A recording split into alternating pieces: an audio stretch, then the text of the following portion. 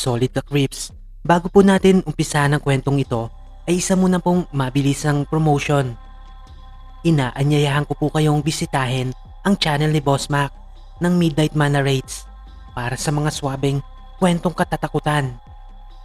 Napakaganda po ng boses nito ni Sir Mac at syempre kasama na rin ang mga kwento niya na sigurado akong inyo ring magugustuhan. Ilalagay ko po ang link sa description box at huwag niyo pong kakalimutang pindutin ang subscribe button at ang notification bell. Suportahan din po natin siya. Maraming salamat po. Umpisahan na natin to.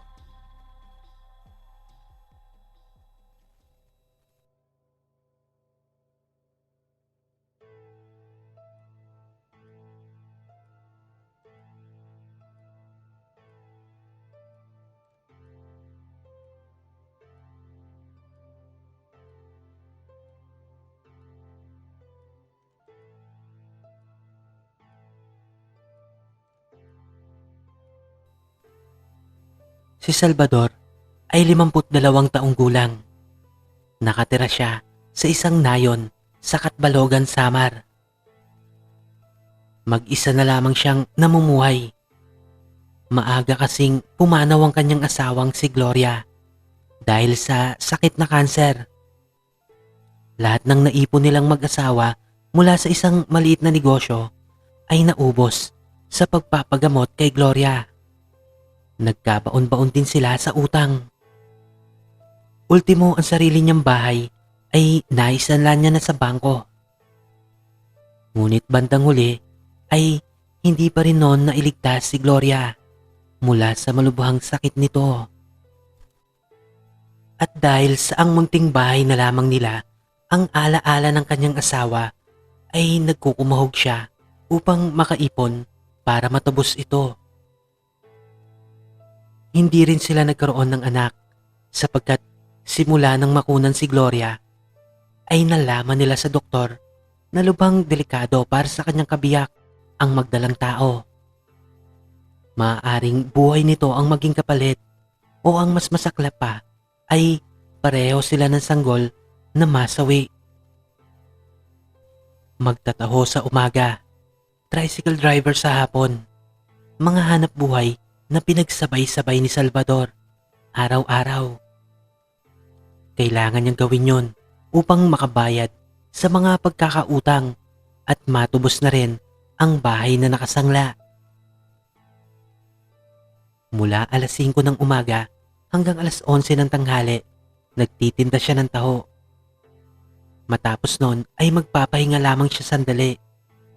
At pagsapit ng 1:00 ng hapon hanggang alas 6 ay namamasada na siya ng tricycle.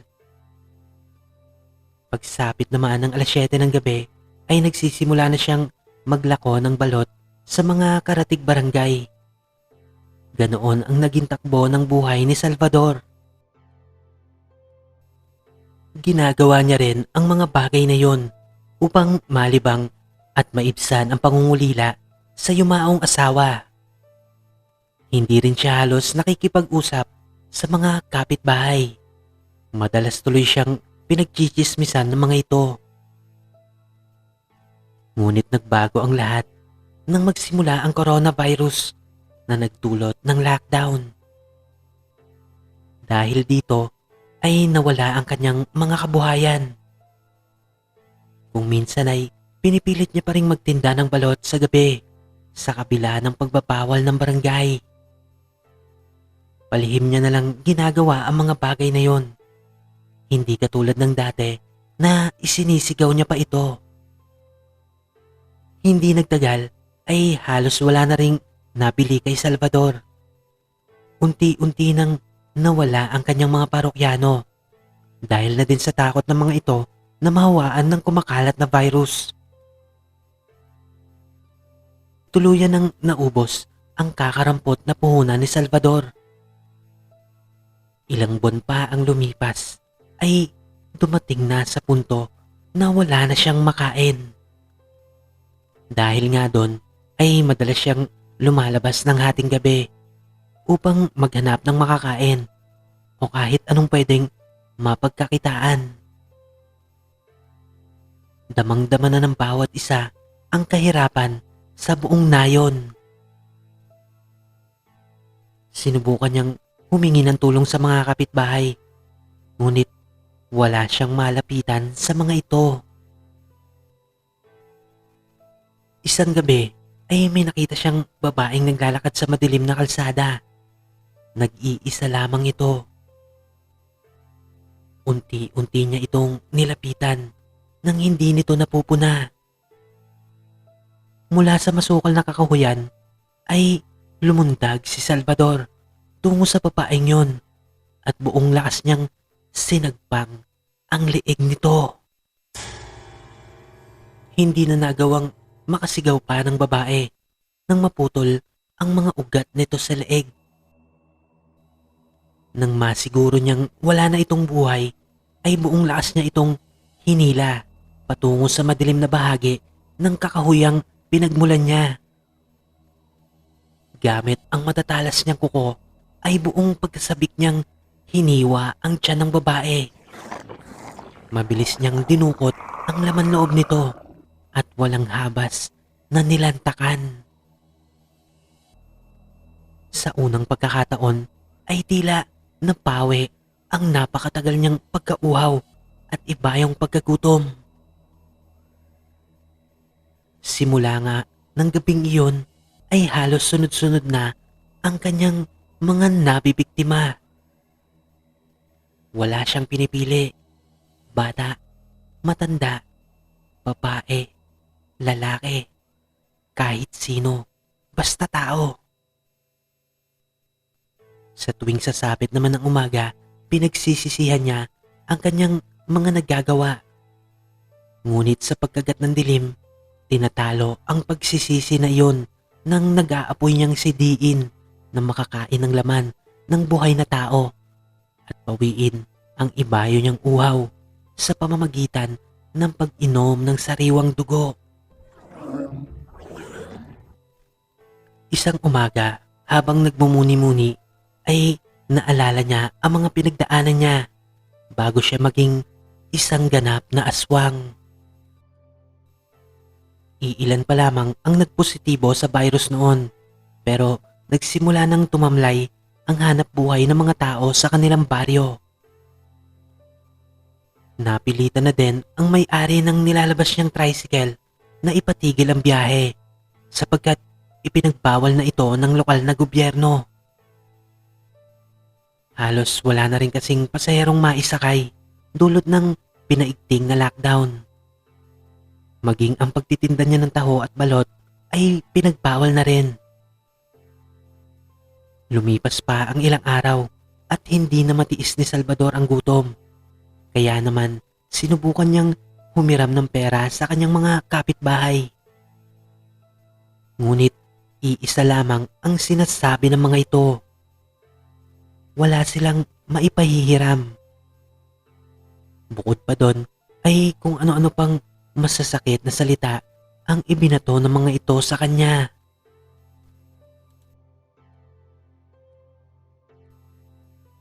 Hanggang sa isang gabi ay muli siyang lumabas.